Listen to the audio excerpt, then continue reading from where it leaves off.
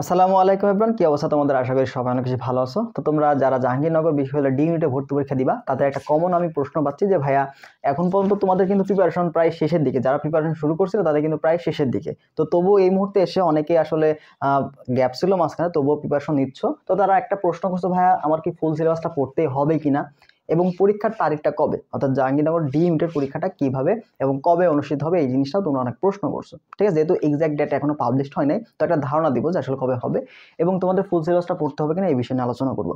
দেখো, তোমরা যদি জাহাঙ্গীরনগর বিশ্ববিদ্যালয়ের যেখান থেকে তোমাদের ভর্তির যে আবেদন করতেছো সেই ওয়েবসাইটে যদি ঢুকো, তো সেখানে কিন্তু নোটিশটা দেওয়া আছে অলরেডি যে তোমাদের যে পরীক্ষাটা সেটা কিন্তু হবে শর্ট সিলেবাসে। সেটা কি হবে বলতো? শর্ট সিলেবাসে। তো প্রত্যেক বছর আর কি জাহাঙ্গীরনগর বিশ্ববিদ্যালয় কিন্তু আলাদাভাবে সিলেবাসটা তোমার বলে দেয় এবং ডি ইউনিট, বিশেষ করে ডি ইউনিট থেকে কিন্তু একটা নির্দেশনা আসে। ডি ইউনিট থেকে যদি নির্দেশনা আসে তবে কিন্তু ফুল সিলেবাসের পরীক্ষা অনুষ্ঠিত হয়ে থাকে।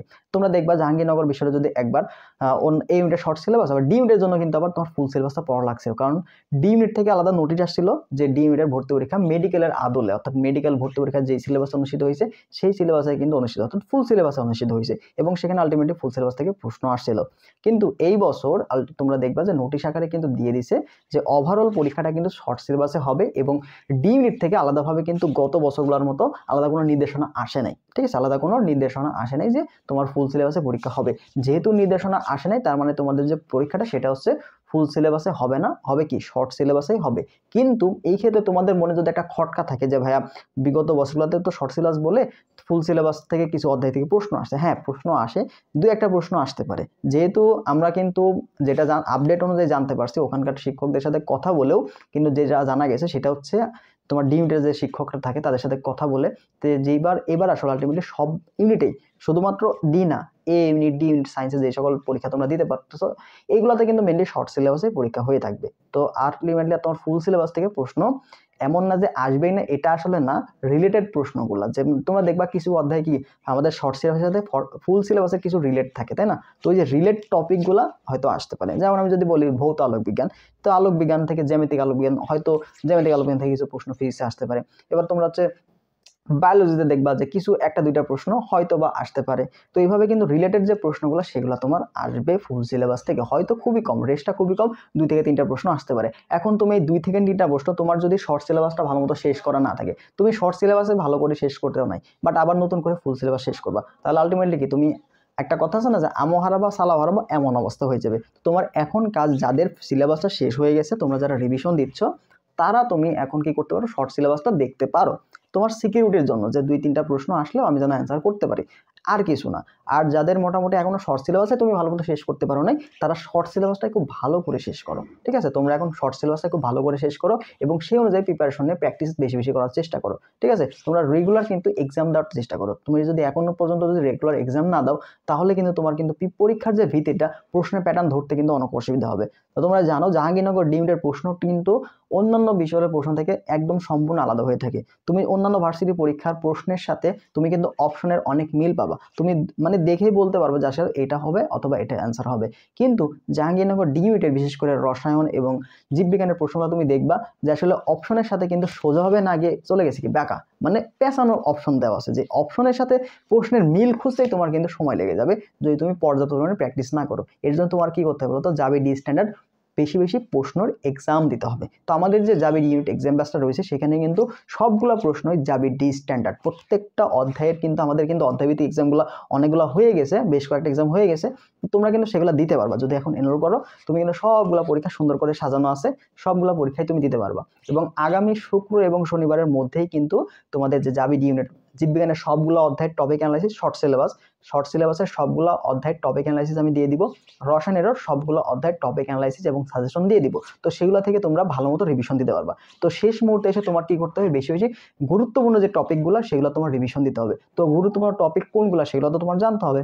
তো যারা অলরেডি নোট করছো তারা তো সুন্দর মতো ওগুলো পড়ো, আর যারা এখনো বুঝতে পারছো না যে আসলে কোনগুলো বেশি আমাদের জন্য গুরুত্বপূর্ণ, তো তারা আমাদের যে টপিকগুলো দিব, তোমরা এক্সাম বেসে ভর্তি হওয়ার পরে তোমরা এই টপিকগুলো পেয়ে যাবা। তো এই যে এক্সামটাও তুমি দিতে পারতেছো, তোমার রেগুলার প্র্যাকটিস হচ্ছে, তুমি শর্ট সিলেবাসের যে সাজেশনটা সেটাও পেয়ে যাচ্ছ, তো আলটিমেটলি সবগুলাই তোমার কিন্তু লাভবান হচ্ছে। এবং আমরা কিন্তু শনিবারের পর থেকে, অর্থাৎ শনিবার থেকে আমরা আইকিউ ক্লাস তোমাদের কিন্তু দেওয়া শুরু করবো। ঠিক আছে, আইকিউ ক্লাসগুলো, এবং এটা কিন্তু এক্সাম ব্যাচে তোমাদের জন্য ফ্রি অ্যাক্সেস থাকবে, আইকিউ ক্লাসগুলো একদম ফ্রিতে দেওয়া হবে। তো বিগত সালের প্রশ্নগুলো কীভাবে সলভ করতে হয়, কিছু টেকনিক শর্টকাট এগুলো দিয়ে আমরা আলোচনা করবো আইকিউ ক্লাসগুলো। তো এগুলো তোমার কিন্তু অনেক বেশি হেল্প করবে, বুঝতে পারছো? তো এটা সব কিছুই তুমি এক্সাম ব্যাচে পেয়ে যাবা। এটার ফি কিন্তু খুব বেশি না, মাত্র 199 টাকা, ঠিক আছে? দ্রুত যুক্ত হয়ে যাও আমাদের হোয়াটসঅ্যাপ নাম্বারে যোগাযোগ করে। তো এরপর আসো পরীক্ষার তারিখ। তো পরীক্ষার তারিখের যদি কথা বলি, তো তোমাদের এখানে কিন্তু দেওয়া আছে কি 9 তারিখ থেকে পরীক্ষা শুরু, 9 তারিখ থেকে পরীক্ষা শুরু, তাই না?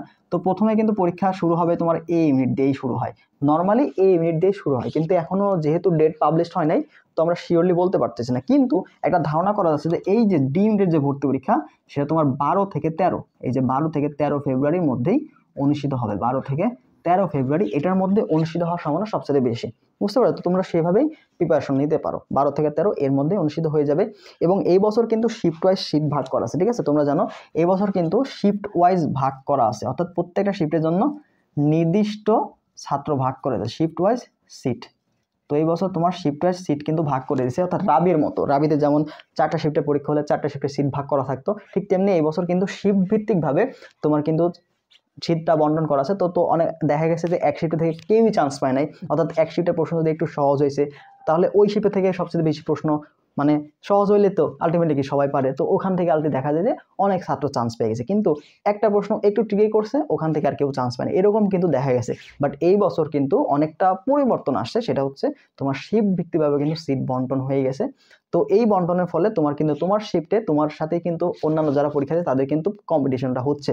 তো অবশ্যই চেষ্টা করবা নিজের শিফটের মধ্যে যে প্রশ্নের পরীক্ষা হোক না কেন ভালো মতো পরীক্ষা দেওয়া এবং টপে থাকার, ঠিক আছে? কারণ যেহেতু শিফটভাবে ভাগ হয়ে গেছে তো এখানে সিট সংখ্যা তো খুবই কম, তাই না? তাহলে এখানে সিট শিফটভাবে যদি ভাগ হয়ে যায় সেক্ষেত্রে তো আরও কমে যাচ্ছে। তো তুমি চেষ্টা করো শিফটের মধ্যে যেন তুমি টপ র্যাঙ্কে থাকো, বুঝতে পারছো? এই জন্য তোমাকে প্রচুর পরিমাণে প্র্যাকটিস করতে হবে, তোমাকে ট্রিকি প্রশ্ন বেশি সলভ করতে হবে এবং তোমার ব্রেনটা ফ্রেশ রাখতে হবে যেন পরে প্রশ্নের যে ট্রিকি প্রশ্নটা সেটা যে প্রশ্নের যে মার প্যাচ সেটা যেন তুমি বুঝতে পারো। তো এর জন্য তোমাকে মাথা ঠান্ডা রাখতে হবে এবং বেশি বেশি প্রশ্ন প্র্যাকটিস করতে হবে। তুমি যদি না পড়ো, আলটিমেট তোমার যদি অনেক প্রশ্ন সলভ করা না থাকে তাহলে তো তুমি প্রশ্ন ওখানে বুঝতে পারবা না। তো এই জন্য তোমাকে বেশি বেশি পড়ো এবং যেই সময়টা শেষ মুহূর্তে পাচ্ছ এখানে শুধু গুরুত্বপূর্ণ যে টপিকগুলো সেগুলো পড়ো, পাশাপাশি আশপাশে যে কনসেপ্টগুলো ডিপ কনসেপ্ট তোমার জানতে হবে, ঠিক আছে? যে বিষয়টা আসলে কি, বিষয়টা আসলে কি এটা টোটাল ডিপ কনসেপ্ট তুমি না জানলে অ্যান্সার করতে পারবে না। তো একটু ভালো করে পড়ার চেষ্টা করো, মানে হালকার উপর ঝাপসা এভাবে পড়লে কিন্তু হবে না, তোমাকে গুরুত্ব দিয়ে পড়তে হবে এবং সময় নিয়ে পড়তে হবে, ঠিক আছে? তো যে সকল টপিকগুলো গুরুত্বপূর্ণ সেগুলো অ্যানালাইসিস করে পড়ো, এগুলো বারবার দেখো যেগুলো থেকে প্রশ্ন আসে। তো এগুলো করলে তোমরা মোটামুটি কিন্তু ভালো একটা রেজাল্ট করতে পারবা, ঠিক আছে? এবং পরীক্ষার ক্ষেত্রে টার্গেট রাখবা, যেহেতু 80 মার্কের পরীক্ষা হয়ে থাকে এবং 20 মার্ক জিপে, তো 80-র মধ্যে মিনিমাম 60+ রাখার চেষ্টা করবো সবসময়, ঠিক আছে? যদি প্রশ্ন স্ট্যান্ডার্ড হয় সেই ক্ষেত্রেও কিন্তু যদি একটু কঠিন হয় সেগুলো 50-55+ চান্স হয়ে যায়। বাট তুমি চেষ্টা করবা 60+ রাখার, তাছাড়া একটু টাফ হয়ে যাইতে পারে, ঠিক আছে? তো 60+ এটা সবসময় টার্গেট রাখবা, বুঝতে পারছো? তো এই ছিল মূলত আজকের ওভারঅল আইডিয়া। তো তোমরা যারা এক্সাম বেসে ভর্তি হবা তারা দ্রুত আমাদের হোয়াটসঅ্যাপে যোগাযোগ করো, সেখানে যোগাযোগ করলে আমরা তোমাদের বিস্তারিত জানাই দিব। এছাড়া তোমরা আমাদের ডিসক্রিপশন বক্স চেক করতে পারো, সেখানেও কিন্তু বিস্তারিত দেওয়া আছে, ওখান থেকেও তোমরা চাইলে এনরোল করতে পারবা। এখানে রুটিনটাও দেওয়া আছে। তো যেগুলো হয়ে গেছে এক্সাম তুমি সবগুলো এক্সাম দিতে পারবা, সবগুলাই টেলিগ্রাম গ্রুপে সাজানো আছে, সেখান থেকে তুমি দিতে পারবা, ঠিক আছে? আমাদের এক্সামগুলো হচ্ছে টেস্টমোস পেইড ওয়েবসাইটে, ঠিক আছে? তো ওখানে সবগুলাই এক্সপ্লেনেশন সহ কিন্তু প্রত্যেকটা প্রশ্নের সমাধান দেওয়া আছে। তো এটা তোমাকে অনেক বেশি হেল্প করবে। তো ঠিক আছে, সবাই ভালো থাকো। যদি তোমাদের আর কোনো প্রশ্ন থেকে থাকে সেটা অবশ্যই কমেন্ট বক্সে জানাবা, আমি রিপ্লাই দেওয়ার চেষ্টা করব, অথবা পরবর্তী ভিডিওতে আমি কোন বিষয় নিয়ে আলোচনা করব সেটাও তোমরা জানাতে পারো। তো আশা করি তোমাদের কথা আমি রাখবো বা সেই অনুযায়ী ভিডিওগুলো দিব। তো ঠিক আছে সবাই ভালো থাকো, দেখা হবে পরবর্তী ভিডিওতে। আল্লাহ হাফেজ।